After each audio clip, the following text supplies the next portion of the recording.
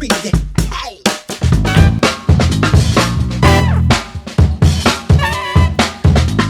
Hello everybody.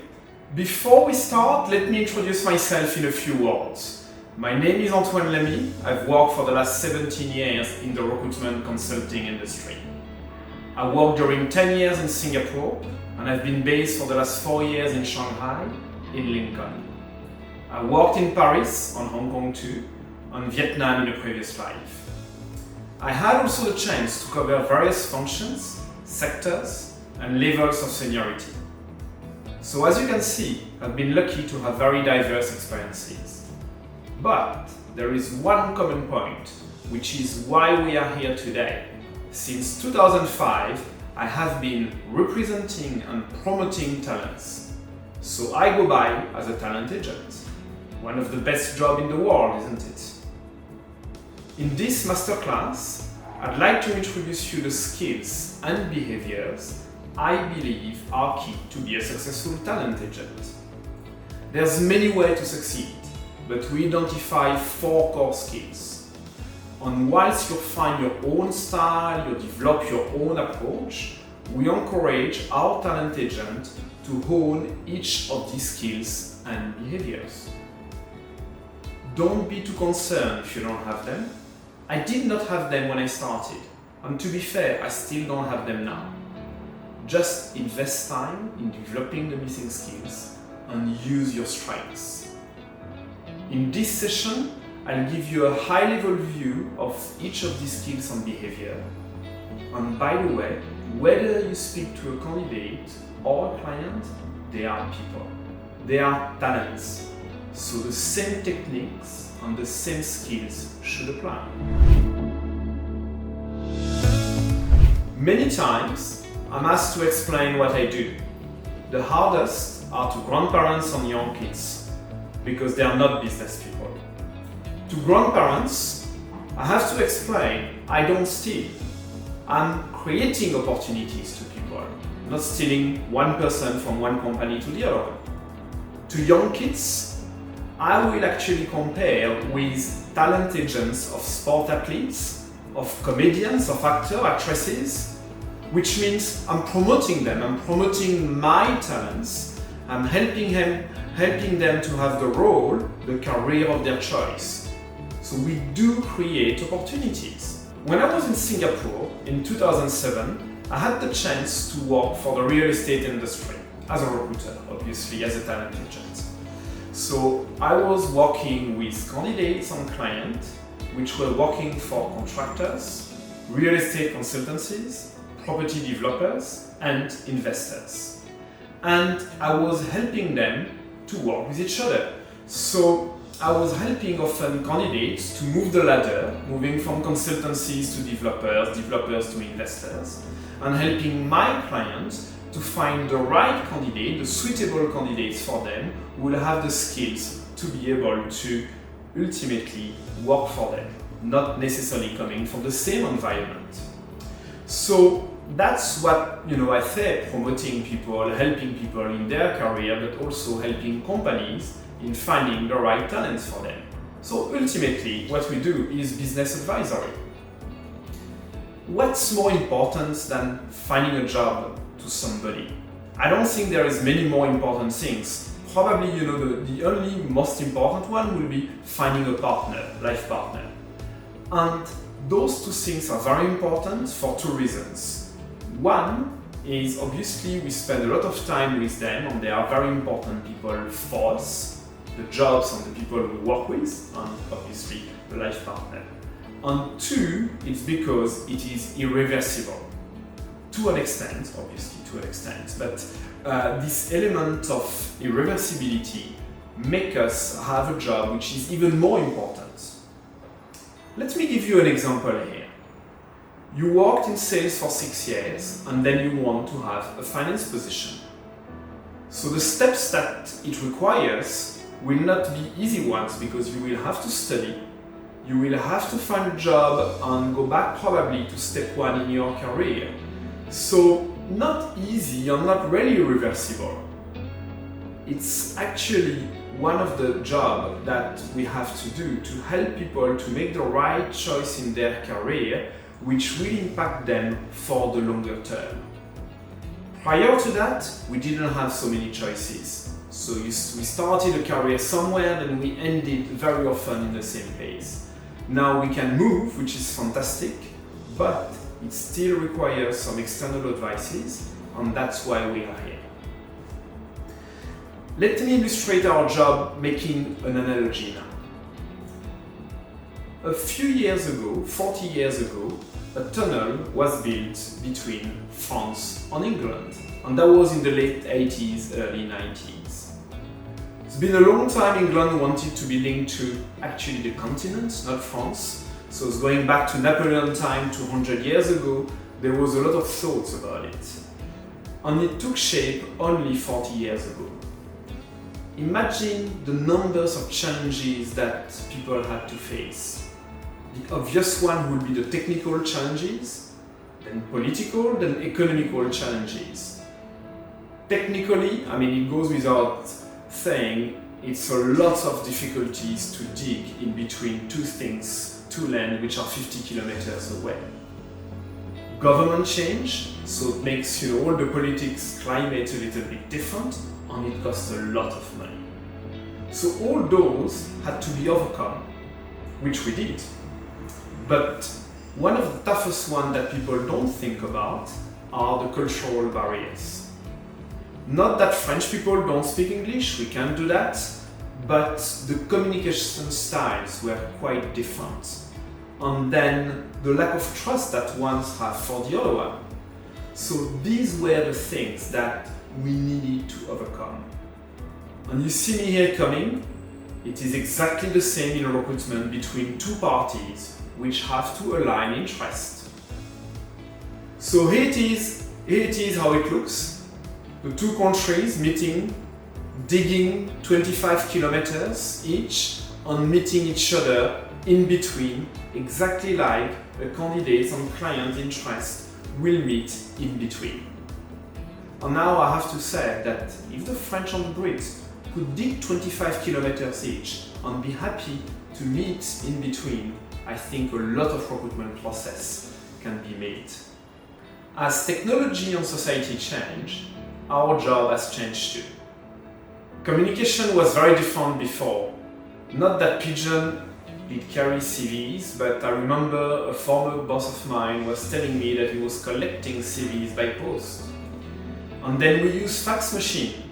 I even did use one, I remember, in 2005, where a client of mine was telling me that the email didn't work. Anyway, people didn't change up that much a long time ago. Now we have more of that, but more importantly, people got specialized. They're more on project-based. And even more importantly, the relationship between employer and employee is changing drastically. But principles remain the same. We are advisors and on the driver's seat. Advisor, we help our client to write a job description. Back in the days, people used to fit a JD. Nowadays, we are writing it together with our client. And sometimes, which actually is probably better, the talent will write their own job description. We are on the driver's seat, we drive situations. Very often, it's a 50-50 case. Should I take the job? Should I not take the job? Should I go for that interview? Or will I not go to that interview? Or as a client, will I interview that person or not? Will I offer him or her or not? That's where we are playing a very important role to help them and to give them some information which will help them to decide of where to go to. So we are driving things. So let me introduce you the 4 skills and behaviors. First, have empathy. Then develop an inquisitive mindset. Then influence. Then think and act long term. Empathy, inquisitive mindset, influence, think long term.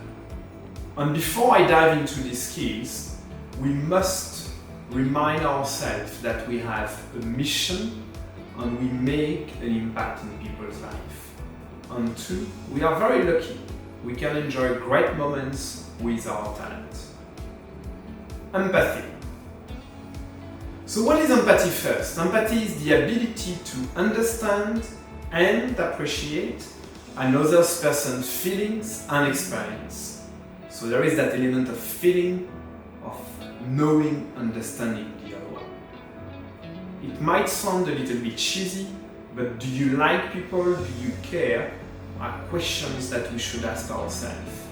And then we can develop that genuine curiosity for the other one. With empathy, the most important thing is active listening. This is the enabler of all empathy. For this, let me show you the ideogram in Chinese of the word listening. So there are 5 components, and you can see here 2 obvious ones, the ear, the eye. Then power, which is power king. It's a complex one which I won't go here. But the 2 important ones are the undivided attention and the heart.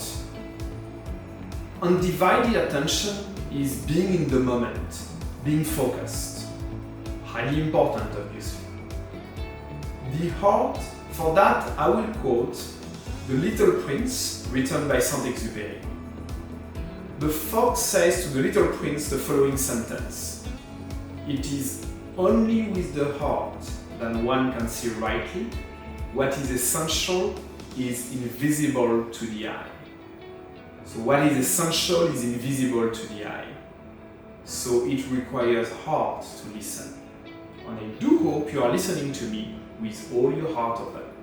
Now that we listen with our hearts, we can better understand what is in it for the other one. What is in it for the other one? Put ourselves in their shoes. Not easy, but that's the only way you will understand that people are significantly different. And I do remember at the beginning of my journey in recruitment, I was struggling a lot to understand that people had very different motivation than mine. That would have been boring if they all would have mine, but nonetheless, it was hard for me to understand that there was a very, very large range of motivations.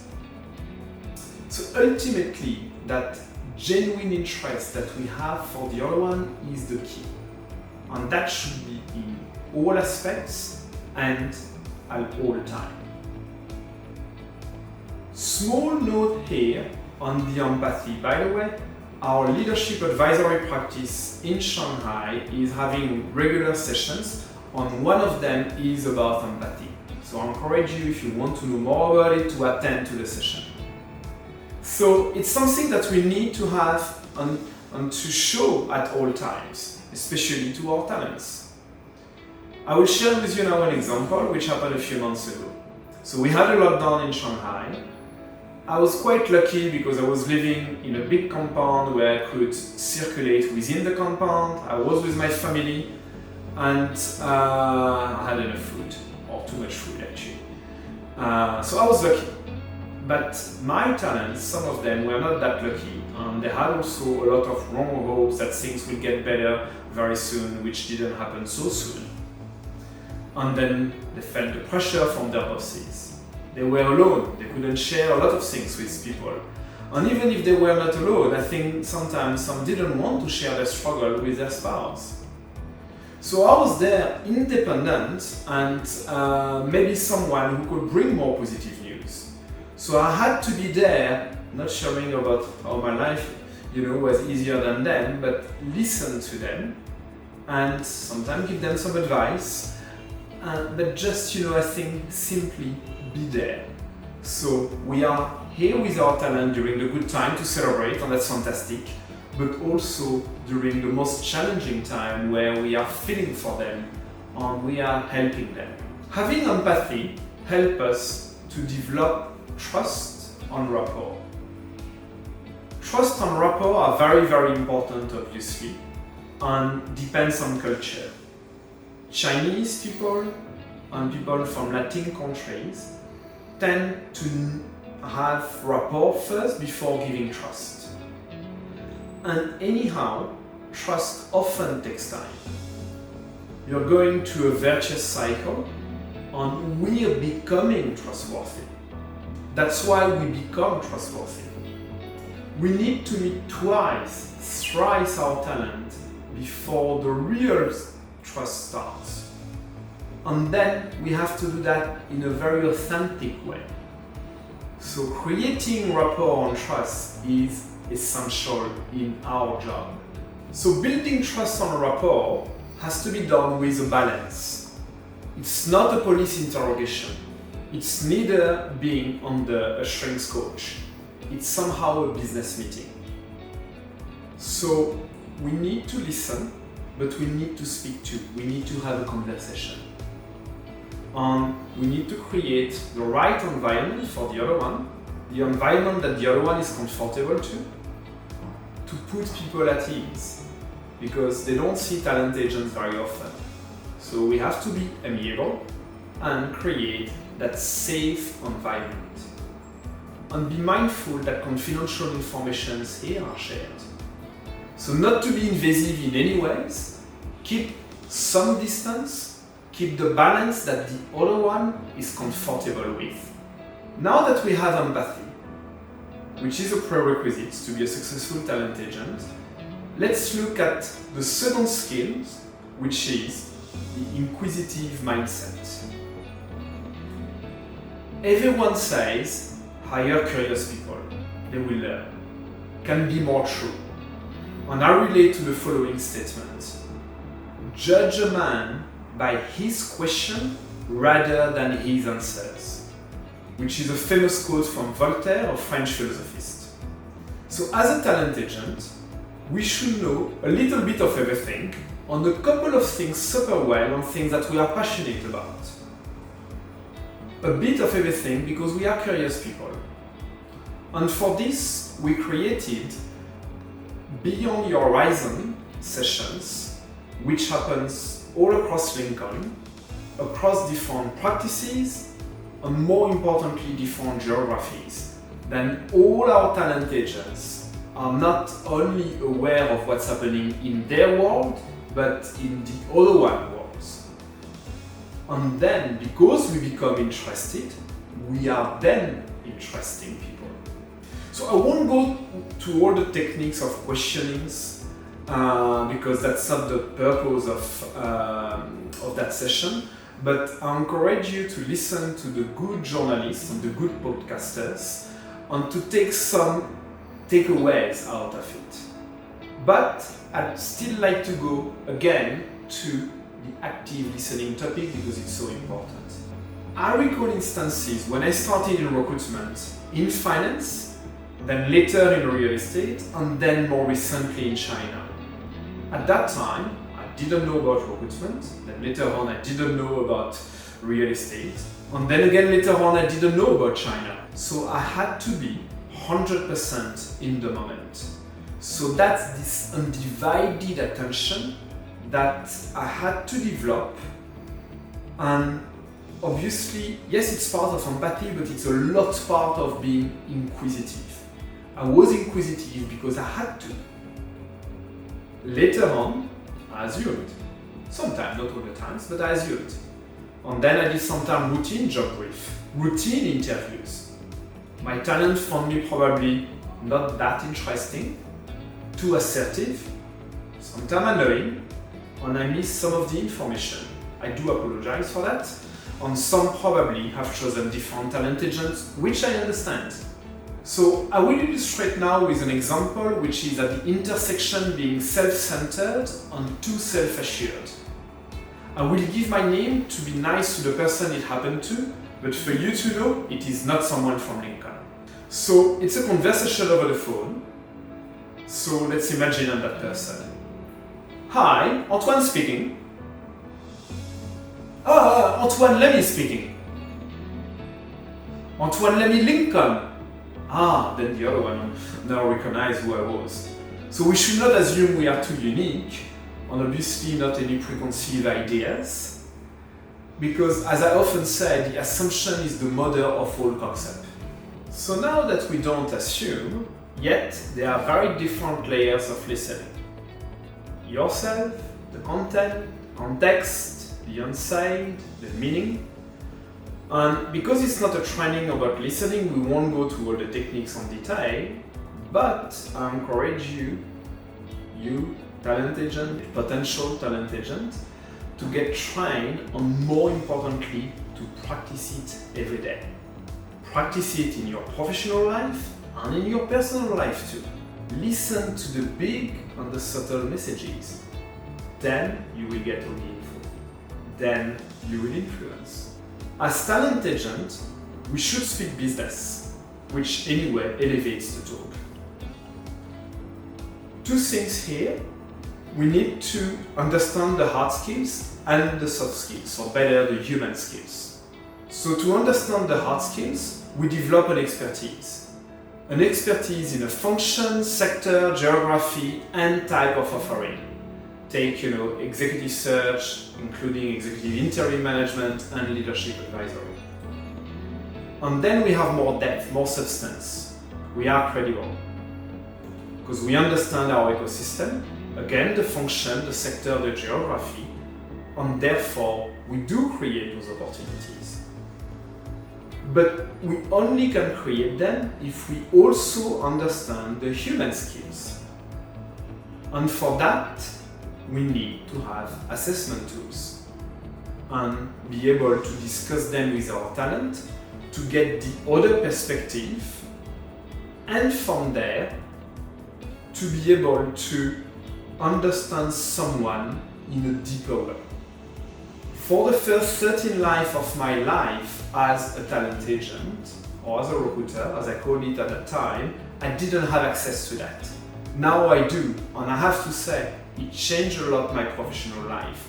I'm able to assess a lot deeper with the extra perspective, who are my talents, and therefore to advise my client in a better way. So understanding what the other one wants is the key things, but we need to have always the business in mind. We need to be also conscious that it's not always about listening, as we say. There is this 80-20 rule. Maybe we should listen about 80% and talk about 20%, but it's a bit empirical. Maybe it's a bit less, it depends on time.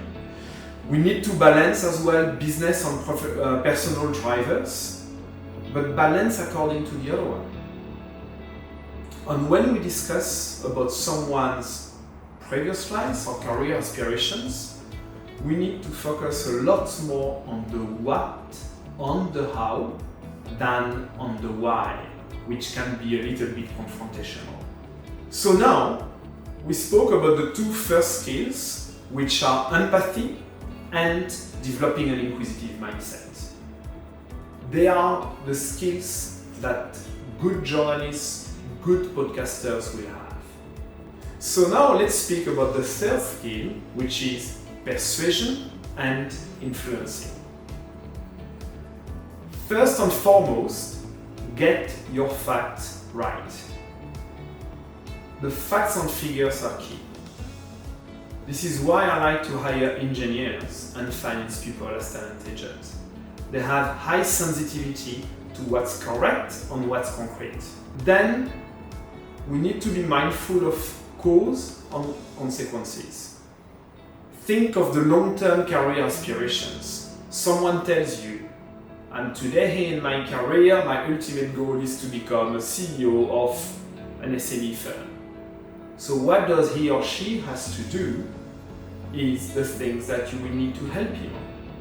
So we need them to articulate things. If someone tells you, I want ABC, but we only can provide them ABD, then it's our job to show that D maybe is better than C, because he's looking to be, again, the CEO of that SME firm. And that's a good skill he should develop. Let me give you a quick quote on that. But facts always convince, and another man's opinion rarely convinces. And that's from an English person this time, Anthony Trollope. So facts always convince, and another man's opinion rarely convinces. Let's look now at the selling principles and techniques. There are 4 steps that we should be following up. First, we find the needs. Then, we summarize it. We tailor a solution and we close. So we find the needs, we summarize them, we tailor the solution, we close. If we follow that methodology, there is high chances that we will influence. And I suggest you try with your partner to choose a restaurant. You want a type, he or she wants another type. Try the 4 steps and maybe you're gonna win. And one of my key principles here is that we are not alone here. We can get our ideas challenged and find allies. Our client very often are our ally if they want to hire a candidate and the candidate is still 50-50. Friends, partners, whoever can be your ally to challenge your ideas and maybe to sell it to our talent. I remember one time where a former colleague of mine was calling the father of the talent who had an offer for a client of us, and she convinced the father of that talent that indeed there was a good offer, because he was the one a little bit concerned about how good was the choice of his daughter. So everything is possible. A work alike here is to be embedded with our client, and especially important when we are doing an offer or when we are helping them to be represented to the market. So we work together in an embedded way. So it's all about communication. Enthusiasm is a key feature. We need to smile. So let's do the following test. You ask someone to go to another room and ask that person to say the same 2 statements, 1 smiling, 2 not smiling. And the person will be over the phone. Sorry, I should have said that first. So the other person will be over the phone, 1 time will be smiling, and the other time will not be smiling. The result will be very, very different. And that explains the rule which is called the 7-38-55 rule. So the rule works as such. Spoken words account for only 7% of what we are saying. Our voice, tone for instance, accounts for 38%. And the body language, 55%. So I hope now I'm not too agitated here. And that's actually why we can tell the hard truth. Smiling, having the right body language and voice, it's 93%. So you can say harsh things if you are sugaring them with a nice body language and nice voice. And this is why too, we should avoid messages in our communication at all costs.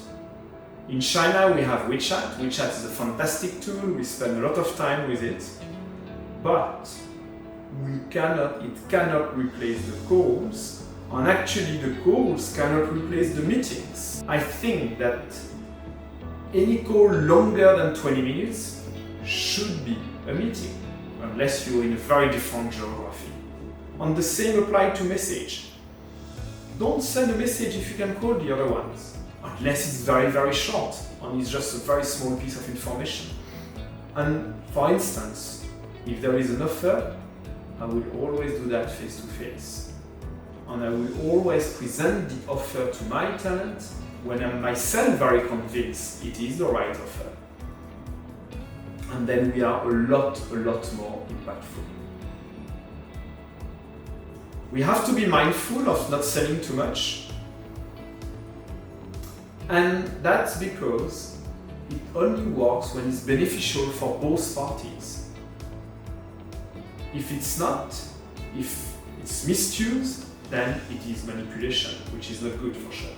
Let me now illustrate the art of dialogue and selling with the job brief. Job brief is something we are doing very often as talent agents, and it comprises of 4 parts. The first is the business context. Then, second part is about the job responsibilities of the person. Then we move with the profile of the talent we are searching for and a solution. We need to balance that. Remember, we have 2 ears and 1 mouth. So it's not all about obviously listening or speaking. We need to have the right balance depending on the part of the job brief. And I suggest the following. At the beginning, it's all about listening. The business context our client can give all to us, we all listen. We have our 2 ears and the mouth shut. Then we move to the second part. The second part is on the responsibilities. We can start and we should start to speak. So 2 ears, 1 mouth. And that's because the responsibilities are a consequence of the business context. Then we speak about the profile of the person. We are the expert, and very often more than our client, because that's our daily job to meet and interview talents. So we should speak as much as our client. And then on the solution, it's 1 mouth. We all speak. It's our solution. Obviously, we make sure the client agrees. But that's how we move from being very much listening to a little bit more speaking. The art of dialogue applied to job brief in that instance. So it works the same way with assessing, which is listening to both parties, thinking business, understanding behaviors through assessment tools. And once that is all done, then it's easy. Then we can sell because we have the information on which we can sell upon. Let me give you an example now of influencing. A week ago, a colleague of mine was advising a client who was looking for 3 headcounts with a budget a little bit too stretched. And that's because China is a very expensive country. They had few talks. They agreed at the end on only 2 headcounts, a bit more senior. So we redesigned the roles, we redesigned the job description to fit what the business needed and also the constraints on the budget. So we should keep things very simple. The business needs solution and our talents are the enablers. As simple as that. The 4th skills, which actually probably is more of a behavior, is thinking long term. We're here in a very long term game. Our lives feels like a roller coaster. Every day there are at least a couple of bad news that we are having. We're running 8 to 10 mandates, we have 50 to 200 pool of talent. So many occasions that we hear something that we don't like. But it's a game, yes, a serious game, and let's treat it as such. We need to be patient and impatient. Patient because it's a routine, again and again, calls, meetings, and so on and so forth, and there is no overnight success. But impatience because we need to drive things, we need to instill the urgency here. So we should not let our emotion control us, but we need to be again on the driver's seat. And our tenacity, our resilience are key factor of success for us. This ability to bounce back quickly. So we are entrepreneurs, so we need entrepreneurial skills. Ownership and accountability is part of that. And being proactive, being self-driven are key attributes.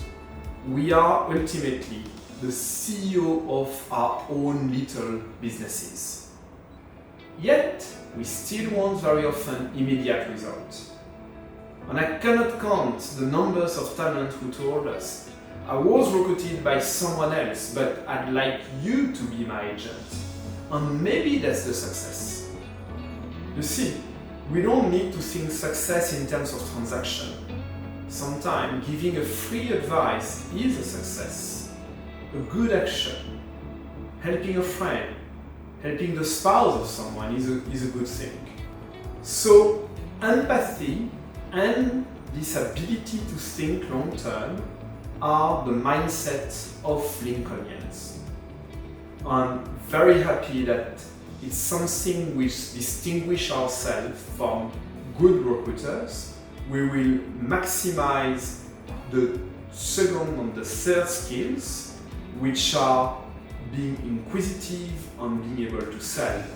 To me, it's not enough. We need the empathy and the ability to think and to act long term. In conclusion, I'd like to re-emphasize a few things. One, know yourself. Be yourself. Two, enjoy it. Live it with passion. We have such a great job. Then, the third one will be improving in each of the skills that we spoke about: empathy, inquisitive mindset, influencing, and thinking long term. And last but not least, keep our mission in mind. We promote people. We are the enablers, the creators of opportunities. We guide our talent. Thank you for listening.